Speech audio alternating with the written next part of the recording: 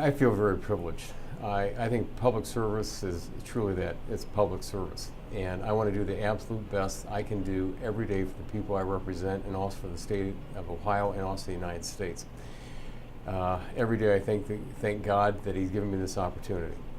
It's an opportunity that not a lot of people have. When you think of over 300 million people in this country and you have 435 people serving in the United States House, it's the greatest privilege when one of your neighbors says, I trust you enough to do this job.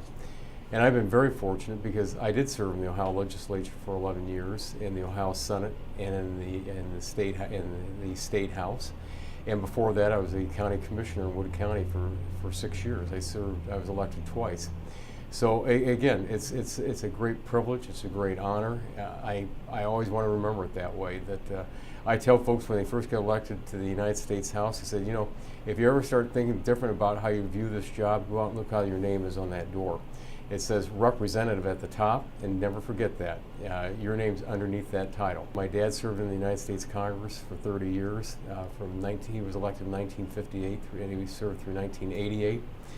And one of the great things I got to be able to see was people that wanted to do what my dad said. There's a big difference between a politician and a public servant.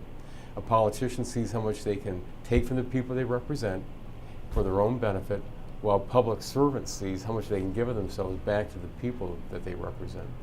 And so that's what I strive to do every day. I know my staff has heard me say it, and if they haven't heard me say it once, they've heard me say it 1,000 times, that we're here to represent them, the people.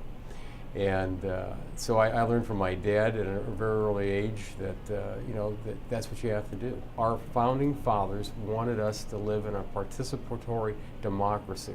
They wanted us to be well informed. They wanted to make sure that people, got out there and did their civic duty. It wasn't stay home and say somebody else would do it for me. It was to get out there and do it yourself and say, I did my part, because we have to pass this on to the next generation. What makes me do my job a lot easier is by seeing the people back home. They're so dedicated to make sure that they want to get this message out, and we're winning. When you start looking at what's happening here in the country, and I don't always want to say go look at the polls, but the polls are showing that Americans are saying that that life beginning at conception, that we have to value that life to make sure that how are we going to be judged in the future? And I think that people are saying, we're seeing a change in this country, and I think it's much for the better. And in Washington, one of the great things every year is when the folks come down for the march, and we're all asked to go down there. But when I look across and see those throngs of tens of thousands of people that have got on buses on a Sunday night because they can't afford to spend the night anywhere, they ride those buses. They sit up all night, they get out there, they get on the national lawn there, and they're in front of the Capitol building, and you just look at that and you just think, the good Lord, that there's so many people that are dedicated in this country that are willing to do that.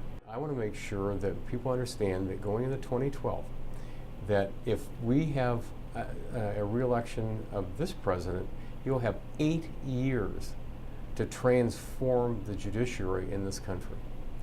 And we don't want to see that happen. I want to make sure that we have a person who's in the White House that is pro-life and has the same values that I have. And the only way that's going to work is for people to always remember they've got to get out there and they got to participate. And don't wait for somebody else to ask you. And a lot of people think that, well, until they call, I'm safe, and then I'll go out and do it. But as I always tell folks, it was on that April the 18th when Paul Revere rode in 1775, and he got on that horse with 2 other individuals, and they rode. They didn't say the redcoats were coming; they said the regulars are out. But they warned the countryside from Boston to Concord, and it was on that day, that fateful day on April the 19th, 1775, that those individuals heard that call, assembled on Lexington Green when that shot was fired. It was heard around the world that day. And so that's what brought this country together. It wasn't for people to say, call me when you need me. Americans were ready. And that's what we have to make sure that people are doing when it comes to the next election cycle. They've got to say, don't call me when you're ready. I'm ready, and I'm moving right now.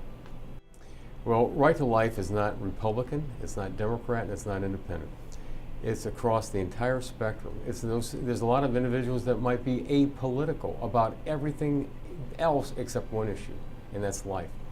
But again, the number one thing that people have got to remember that we're in a battle that lasts and goes on for a long period of time. We have to win each battle. People have got to always remember they've got to stay engaged. It's not when you need me. It's you got to be there all the time. You know, Right to Life is there 365 days of the year, 7 days a week, 24 hours a day. And it's that dedication that is shown from the folks here or in Washington to do that job, to make sure that we're doing everything we can to protect life in this country. What Right to Life's able to do is to get that information to us so we can use it. And at the same time, Right to Life here in Columbus or Right to Life in Washington is a great advocate. You know, they're out there pounding those bricks every day to make sure that people never forget that there is a Right to Life movement in this country.